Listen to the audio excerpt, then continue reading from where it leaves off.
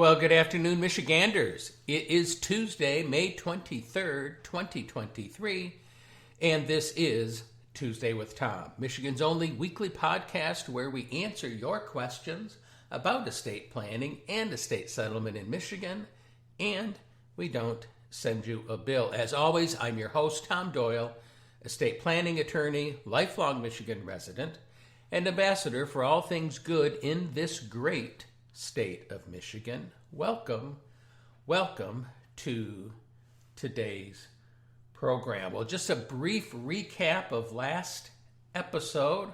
I talked about several ways that Secure Act 2.0 might affect your retirement planning. So if you're in the process of getting ready to retire, and you're looking at your IRA, your 401k, maybe what's going to be required by way of minimum distributions, what your options are going to be, etc. Or maybe you've got a 529 plan for children or grandchildren. There's some changes relative to those plans included in Secure Act 2.0. So if you're looking at retiring, I invite you listen to the last episode so that you'll be up to date on what your various planning options are as a result of this most recent legislation that was enacted during the Biden administration. Today's show, I'm excited about today's show in particular because we have a guest, Kara O'Connor from the American Farmland Trust. And during the program, I will be talking to Kara about how you might be able to use agricultural conservation easement to protect farmland from development. But as always, please remember what I'm about to discuss during the program is for educational purposes only. It is not intended to be legal advice. You need to work with your attorney to determine what is appropriate for you and your estate planning.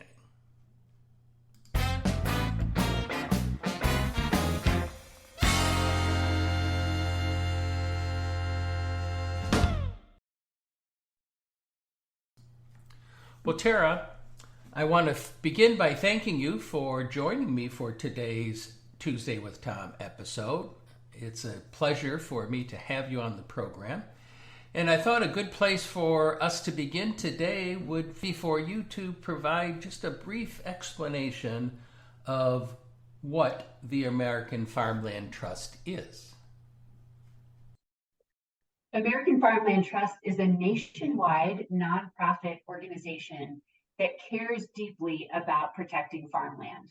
So we work to protect the farmland that we have and also to enhance the conservation practices that are in place on America's farms to make sure that we keep that important topsoil and the soil tilth that makes our farmland so productive. You've talked before a little bit about the Farm Legacy. What is that program all about? Farm Legacy is American Farmland Trust's opportunity to give farmland owners a forever promise that their farm will always stay a farm.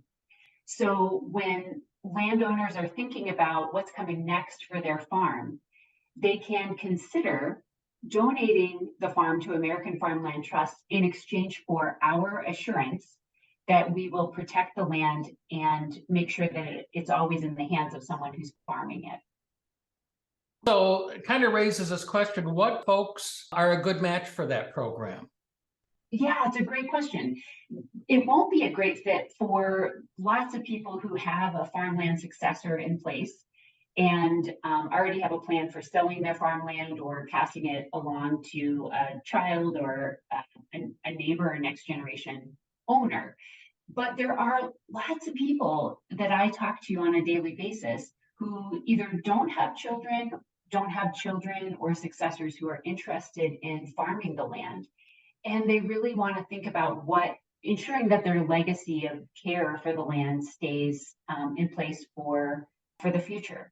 And so the most common candidates, the ideal candidates for the Farm Legacy program are people without children or other heirs who are interested in taking over the farm, or people who have other assets that they might want to leave to their children, and the farmland might be the component of their estate that they think about as a charitable donation. So that might be someone who has retirement income from elsewhere and might have assets from elsewhere that they might want to pass along to their heirs. And the farmland is the thing that they're going to give philanthropically. The people who are participating in the American Farmland Trust Farm Legacy Program, are they donating their farms during their lifetime, or is that something that they're doing as part of their estate plan? Great question. And the answer is we can do either. Or I should say more specifically, the donor can choose either of those options. And there are advantages each way depending on someone's unique situation. So someone who donates their land during their lifetime will get a significant charitable tax deduction that they can use to offset income on their income taxes. And that deduction can be carried forward for 5 years if they don't use it all in year 1, 2, 3, or 4. And so that can be a real advantage to someone who is in the stage of life where they are still earning income or maybe receiving income that's taxable from retirement accounts. A farmland donation can be used to offset the tax from that income. The other reason that sometimes people want to make a donation during their lifetime and sooner than later is for Medicaid or long-term care planning purposes. With that 5-year look-back period, an asset would be considered part of someone's estate for 5 years, looking backward from the time that they would make a donation. And so sometimes people, anticipating that they might want to avail themselves of that Medicaid or nursing home assistance in the future, want to make sure that they're past that look-back period by the time they might need nursing home care. So those are some of the reasons why someone might make a donation during their lifetime. Someone might instead choose to make a donation of farmland in their estate after their passing because they really like to be in the driver's seat and own the farmland, manage the farmland. Whether or not they're actively farming, they may have relationships with their renters, farmland renters. So making an estate gift allows someone to continue in that capacity and also to continue to receive rental income for the land during their lifetime, which can be a very nice stream of income during retirement. Now, there's a third option that is a hybrid and a neat combination of those two, and that is a present donation with a reserved life estate or reserved life's use of the property. So someone makes a present donation, they get the tax advantages of making the donation during their lifetime, but with the reserved life estate or reserved life's use, they continue to be able to receive the rental income. They continue to be able to choose the renters and make management decisions about the farm during their lifetime or as long as they care to. And that's a key point because lots of people who are planning smart and taking care of their affairs want to take care of their affairs now and know that if anything happens to them health-wise or life circumstances-wise, they have a plan in place for taking care of the farm when they're not able to. And so a present gift with a reserved life estate is a really nice solution for those people who are still healthy, still excited about visiting the land, but understand that there may come a time when in short order they don't want to be managing farmland anymore. Then we have all the paperwork in place and the plans in place for that land then to be the responsibility of American Farmland Trust. When people are looking at, do I gift it now? Do I gift it as part of my estate plan? Do I do the retaining the life estate? I gather that obviously involves tax planning. And then I'm assuming that they would be working with their tax advisors in conjunction with your organization to see which of those fit as in their overall planning. Exactly. Someone should always have their own legal advice and tax planning advice when they're considering a donation of this sort. Now, that being said, we are really happy to work with those advisors because this is kind of a unique donation. And specifically, we want to make sure that someone's tax advisors are aware of the specific tax benefits that arise with the donation of farmland. So that's something that we're happy to do, to sort of point attorneys and advisors toward the relevant parts of the tax code and the relevant statutes in state law and federal law that they would look to in order to give you, as you know, or that individual farmland owner, good advice. Looking at it from an estate standpoint, and federal estate taxes obviously sometimes come into play in all of this, and the federal estate tax exemption. I'm just curious, in your situation with the folks that you've been working with, the current federal estate tax is scheduled to sunset in the first of 2026. That's going to make a dramatic change if it happens to the federal estate tax exemption, going from around $13 million a person to around $6 million.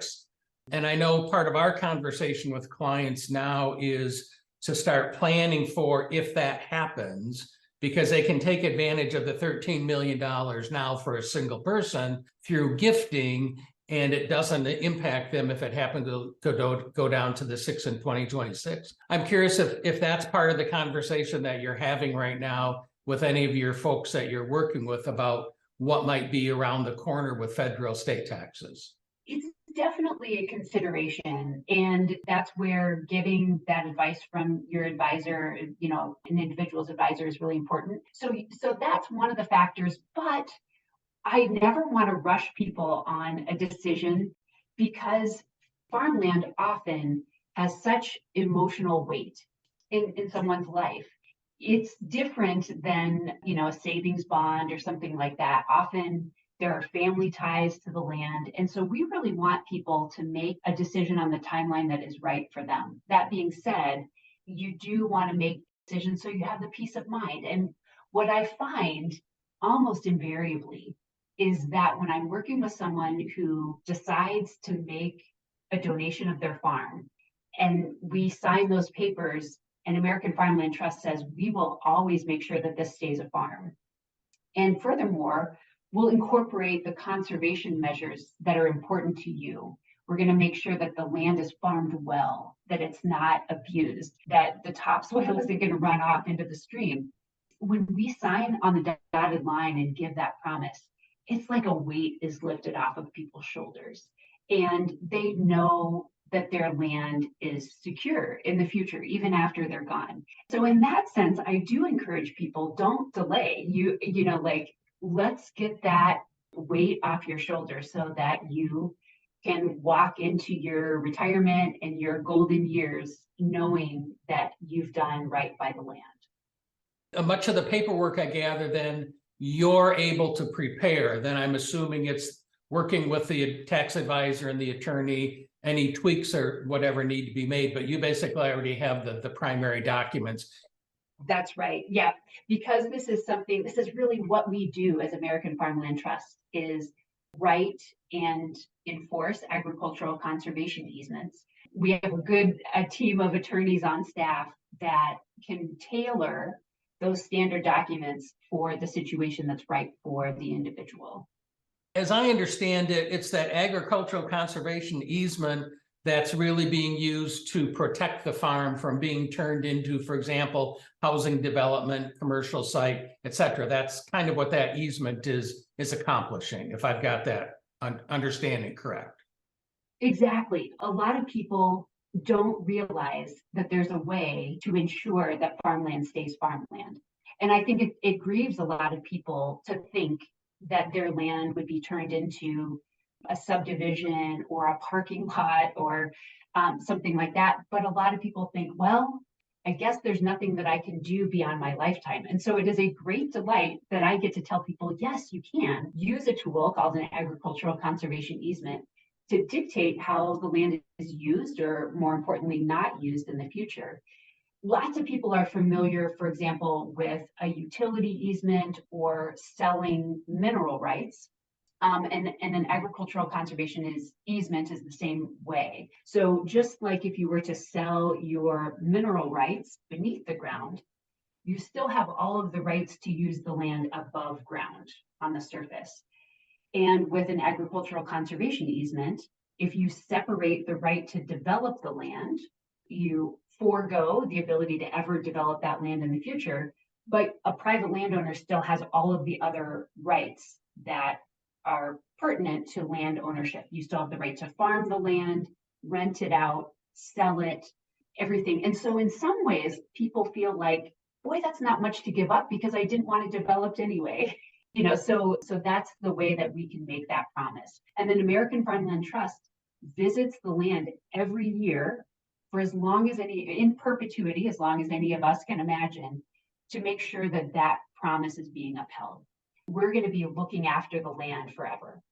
That agricultural conservation easement, can it be used for other things like preserving soil and water conservation practices, something along those lines? Great question. We increasingly are adding some basic conservation measures in easements or agreements that are adjacent to easements. So knowing that forever is a long time, we don't want to get too prescriptive, but we absolutely will write an easement and develop an easement that, for example, preserves a wooded area or a wetland area, a grass waterway, make sure that there are stream setbacks that are respected if there's a stream on the property. And frequently just have as part of the easement that there needs to be a soil and water conservation plan in place on the land. That's really important because, especially for a farm owner who has really worked hard to build up the conservation practices, it is hard to think about someone coming in and undoing that good conservation work that you worked so hard to put in place. So we work with people as much as possible to make sure that their farmland protection arrangement honors the work that they've done and what they hope to see. What's the, if you will, ideal age or stage of life for someone to start taking these steps and they want to protect their farmland if they're interested in doing that? Great question. There are a couple of windows, sort of points in someone's life where this is a great opportunity to think about what's going to happen next with the farmland. One is at the point of retirement, because that's an ideal time when you're thinking about transitioning from having an earned income stream to income coming from other sources. Rental income from farmland can be a very nice source of income in retirement. And your tax situation is likely to change at the time of retirement. So that's one really ideal point to think about what's going to happen next with the land, to make sure that the income that you might be hoping to receive from the land is in place and that you're getting most tax advantage out of that asset. Another ideal time to think about your plans for your land is at that magic age of 72 or 72 and a half, when required minimum distributions need to be taken from any of your retirement account. That is a time when you're going to have some additional taxable income if you're withdrawing those required minimum distributions from your retirement accounts. And so having a donation of farmland concurrent with receiving those distributions can be a nice way to offset the taxes from those required minimum distributions. And the third aspect that I do encourage people to think about is how long-term care planning fits into the picture.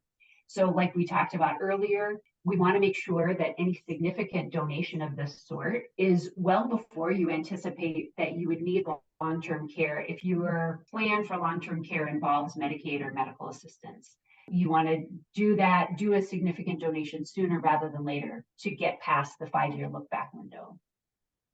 So far, what we've been talking about is farmland. I guess I'm curious, can someone donate other types of real estate to the American Farmland Trust? Yes, we would accept donations of a house or some other kind of real estate, a vacation home. Now, we wouldn't promise to protect that as farmland, of course, because it's not farmland in the first place. But the nice thing about an organization like ours is that we have these real estate attorneys on staff. And so we're perhaps different than some organizations in that regard, in that we are prepared to receive donations of real estate or real property. Obviously, the point of donating the other real estate, I'm assuming, is American Farmland Trust would turn around and sell it, turn it into cash to help use as part of your operations. That would be the idea, I assume, right? That's right. And so what's kind of neat to think about is that if I'm someone who cares a lot about farmland protection, but I don't happen to own a farm myself, I could donate my home to American Farmland Trust, knowing that the proceeds from a subsequent sale of that home go to farmland protection. So I don't have to be a farmland owner to use my assets to protect farmland. That's a pretty neat opportunity that anyone who owns real estate has. When we receive donations of farmland, I should mention that the typical process is that we protect the land with an agricultural conservation easement and then sell that land to the next generation of farmers. Our view is that farmland really is best managed by someone who lives there, someone who is directly farming the land rather than a nonprofit organization headquartered somewhere else. So we generally are oriented toward having farmland in private hands. Our ownership period really is simply to do that work of protecting it with the easement. And then we're going to put it back into the hands of a private farmer. I assume likewise clients might not be farmers, but they might have investment stocks, bonds, retirement plans, whatever, and they as well, those sorts of contributions could be made to the American Farmland Trust. That's right. One of the things that we're seeing increasingly is generous donors donating their required minimum distributions from their retirement accounts to American Farmland Trust. That's such a nice solution because it prevents someone from incurring the taxes that they would otherwise incur if they were to receive the cash from their retirement accounts. For lots of people, that's turned out to be a really nice way to support organizations whose missions they care a lot about. We're always honored to be able to use donations like that to do our conservation and farmland protection work. Another question that comes to my mind for people, let's say, that want to include both gifts to their children and gifts to charitable organizations in their estate plan. I know many estate planners in that situation would advise them for tax reasons to give gifts of real estate to their children and then give cash to the charities. From conversations, Kara, you and I have had before, you question that conventional wisdom of going at it in that way. Why? Yes, this is the point where I'm really going to buck that conventional wisdom and say something different than what a lot of people would hear. Like you said, a lot of attorneys or tax professionals would advise someone, give the land to your kids and give the cash to a nonprofit organization. And the reason is that your children will receive stepped up basis on something like real estate. So they won't encounter as many estate taxes on land as they might with cash. However, I also talk with a lot of parents and a lot of children who realize that the children don't have the same passion for owning farmland as their parents do. A gift of farmland is only a gift if the children feel like it is. Land is different than any other kind of asset because it is valuable, it generates income, and it can be sold for income. But it also comes with responsibilities like property taxes, like insurance, like finding a good renter to operate the land if you're not going to be a farmer yourself. And those are responsibilities that not all heirs are interested in taking on.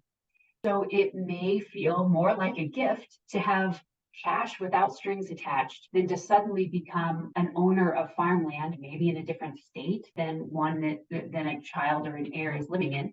I also think that there's an important responsibility for conservation that anyone who owns farmland bears. So we want to make sure that whoever is going to own that farmland is really prepared to do right by the land. So that's why I invite people to really think carefully and talk with your family, talk with your children about whether they want to own farmland.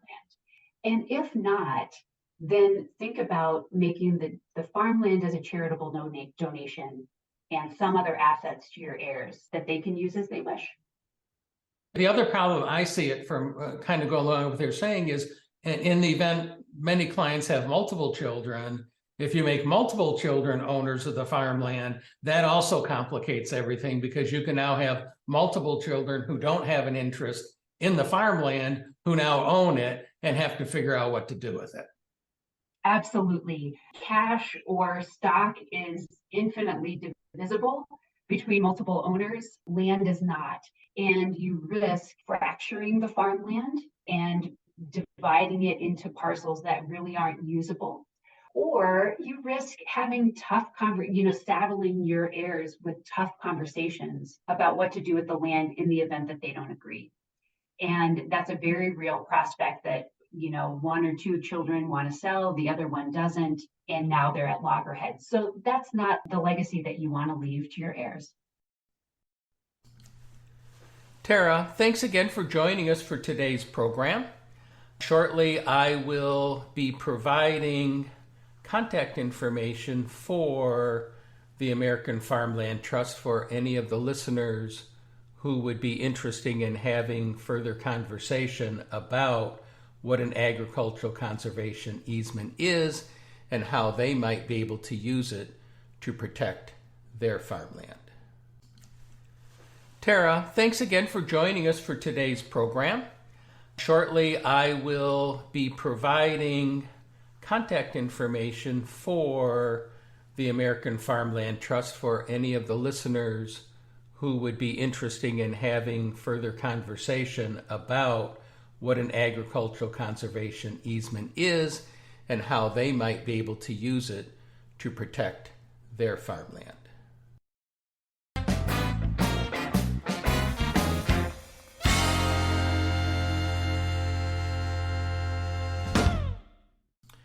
Well, that's going to be it for today's show, but please remember that Amanda and I would be honored to have the opportunity to help you protect your loved ones by putting together your estate plan, amending a plan that you already have, or assisting you in settling estate. For more information on how to contact us and arrange an appointment, simply visit doylelawpc.com.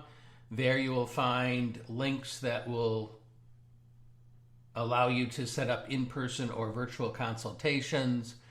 Also, we have our legal store where you can actually order individual documents online. And as always, though, if you have a comment about the program, a topic that you'd like to have me discuss, questions that you'd like to have answered, please send me an email, tom@tuesdaywithtom.com. We invite you to please follow us on Facebook. Invite your family and friends to follow us. That would be Tuesday with Tom. And as always, the office handle on Facebook is Doyle Law PC. Remember, too, program is available on Apple Podcasts, Spotify, Google Podcasts, iHeartRadio, Spreaker, probably anywhere that you regularly listen to podcasts, you will find Tuesday with Tom. And you can always ask your smart speaker to play Tuesday with Tom as well. Thank you again for spending some of your time with us today. And as always, I hope that you have an awesome day and an awesome week in Michigan. Stay safe. Tuesday with Tom has been brought to you by the estate planning attorneys at Doyle Law PC. To learn how we can help you with your estate plan or with settling a loved one's estate, please call us today at 517-323-7366. That's 517-323-7366.